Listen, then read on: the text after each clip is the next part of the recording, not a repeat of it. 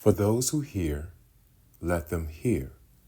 For those who see, let them see. May the Christ within illumine the world and know that God is one with thee. Melchizedek, Truth Principle, Divine Intelligence. Greetings. We speak the word of life, the word of light, the word of pure being, to those whose physical temples are in need of peace, power, health, and every good portion of God's abundant spiritual riches. We speak the word that quickens, illumines, and heals. You are now in the presence of pure being. You are conscious of healing, cleansing, regeneration power of spirit, renewing your mind and body. Arise, come forth and live. In the name of the living Christ of God, so be it. The collaborator who fully surrenders in love, without fear, with but one desire to serve God and his fellow man in service of God, becomes a channel of expression for disincarnate teachers who desire to share the message of light, life, and truth. It is unnecessary for the collaborator to possess or to have ever possessed intellectual knowledge. The greater the desire in the collaborator's conscious mind or objective thinking in truth, the greater is the opportunity for the wisdom and intelligence of the disincarnate teachers to express through that which man of earth knows as a subconscious or subjective channel. Willingness because of devoted desire in the conscious thinking of the collaborator renders the subjective channel, so-called, devoid of any intellectual, and maybe use the word clutter. Disembodied teachers do not depend upon any knowledge whatsoever accumulated by the collaborator. The less the collaborator has delved into intellectual knowledge, the greater the opportunity for the disembodied teacher to bring the message of truth. To use the vernacular of the mundane sphere, there is no mortal or intellectual training necessary on the part of the collaborator. All that the disincarnate teacher desire is willingness through full surrender in love. Mortal intellect can become an obstacle, but temporarily so. When the mundane collaborator retires to the silent chamber, he or she, in retiring therein, the fervent desire to serve, closes all known physical avenues to intellectual knowledge. We of the Council do not attempt to eulogize in the least wise any one of the collaborators whose physical temple we are privileged to use. Residing in the physical habiliment dwells the Spirit of God. As you, the Spirit of God, inhabits or dwells in your physical habiliments, every kindness, every comfort you bestow upon a physical habiliment, you bestow upon spirit. While in your mortal reckoning or objective thinking, because of physically beholding the physical habiliment, you have formulated the thought, idea that which you have rendered has but been to a physical being, but it has been to God. And here, may we please clarify a statement of the Nazarene, which has been grossly misunderstood because of misinterpretation, when he said, "Inasmuch as ye do unto the least of these, my brethren, Ye do it unto me. Ye do it also unto me. And that was the Christ of God speaking through the physical habiliment of the mortal Jesus. The Christ spoke. Therefore, every kindness, be it thought, word, or deed, which man has renders unto his fellow man, when in consciousness he becomes aware that his kindness is rendered unto God, and not just unto mortal man. And when that kindness is rendered, and when the collaborator who zealously desires to serve his fellow man in service rendered to God, as he enters the chamber of silence, there is but one desire, that his life, so to speak, shall be a life of service, unselfishly rendered. And when that kindness is rendered, and the collaborator zealously desires to serve his fellow man in service rendered to God, he enters the chambers of silence within silent light speaks that his life shall be a life of service.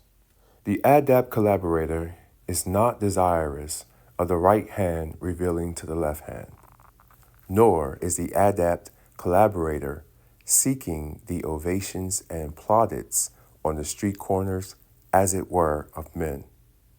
Humility is the path. Many are they who are willing to live mortally so, unnoticed and satisfied with, if it needs must be, with the crumbs that fall from the table, who have the loaf upon the table. This is not necessary, but if it needs be, the avowed, the adept collaborator is willing to endure that, if called upon to so do. There is an abundance, dear hearts. Abundance is spiritual. It cannot perish. For the reason that the creator of abundance cannot perish. And woe betide unto the man or woman of earth, who in your mundane vernacular takes undue advantage of any kindness in thought, word, deed, or action, that you, dear hearts, or anyone else of the mundane sphere renders. Woe betide unto the individual, for remember, life is endless. And therefore the Nazarene likewise spoke in truth when he said, forgive us our debtors, as we forgive our debtors. In your holy writ, you will read a narrative in this wise. There was a man who owned a sum of money to his master. And he went unto his master when the sum of money was due for payment. And the master dealt kindly with him and demanded not payment of the money. He said, go forth, my son, and worry not. And the man went forth, and while traveling along the road, he met a man who owed him a sum of money. He had forgotten how the master had dealt with him, and he demanded of the man the payment of the money, and placed him in bondage until the debt was paid. The news of the act came to the master, who had freed the one his debt. The master sent for the man, and he said to him, why have you dealt unkindly with your fellow man, and placed him in bondage until he has paid you? Were you in like manner dealt with? And the master placed him in bondage. Now, this is a story the Nazarene related. Who masters who? Who is the master? Is not each man a master unto himself? How does man use mastery? Graciously or ungraciously? Unto he who uses it graciously. Graciousness is the experience. And to he or she who uses mastery ungraciously, ungraciousness is his reward. In the ancient Arabic writ, this statement was made: I am the center of the universe. From me, all things radiate. Unto me, all things gravitate. And the early translators placed it to read in this wise: As ye sow, so shall ye reap. Each lesson, as we have endeavored to leave these lessons with you, dear heart, do not bear any semblance of any record which Frater Achad or any other collaborator has recorded in the subjective mind because of acquired intellectual knowledge. Each lesson has come to you through the channel of divine intelligence. As you refer to the previous lessons we have left with you, you shall receive enlightenment as to intellect and intelligence. Now remember, man is spirit. There is but one spirit, and that is the Spirit of God. God is not a spirit. God is spirit. And therefore, man, his image and likeness, is spirit, not a spirit.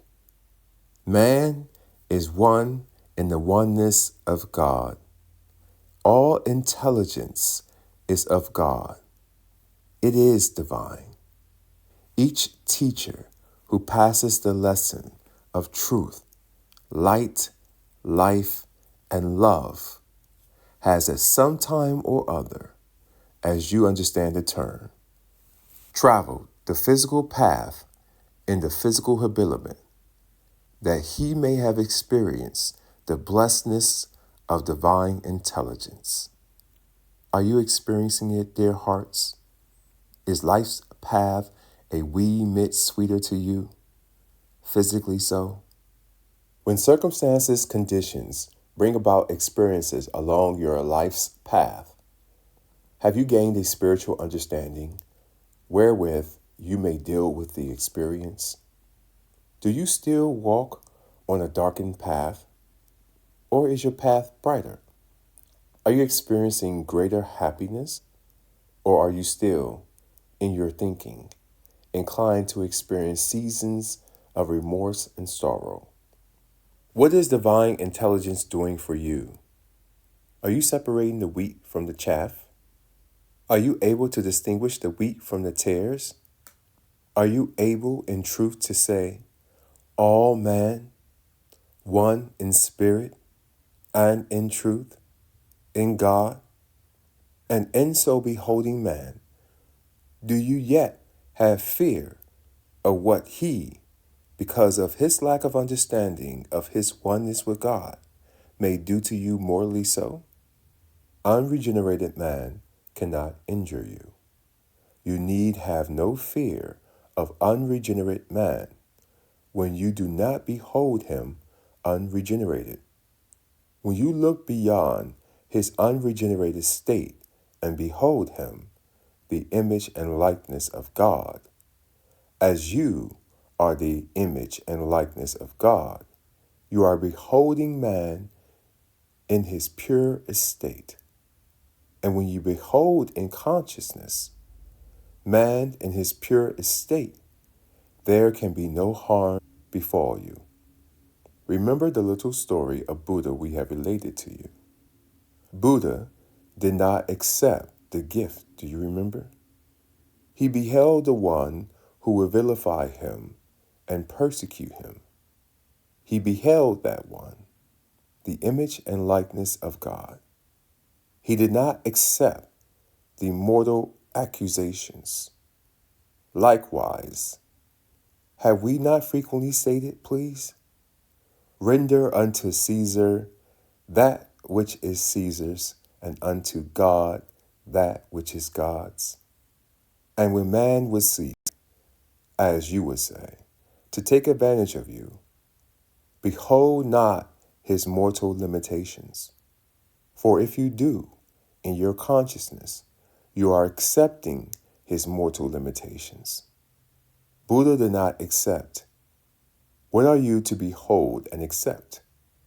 What you accept needs to be appropriated. Therefore, Buddha did not accept, and there was not for Buddha to appropriate. He said, "You are my brother. I am your brother." Yes, yes, dear hearts.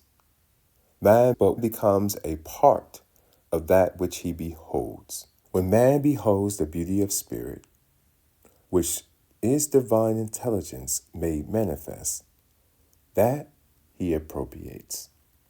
May we use this term to a very good advantage. Do not fear. Do not doubt.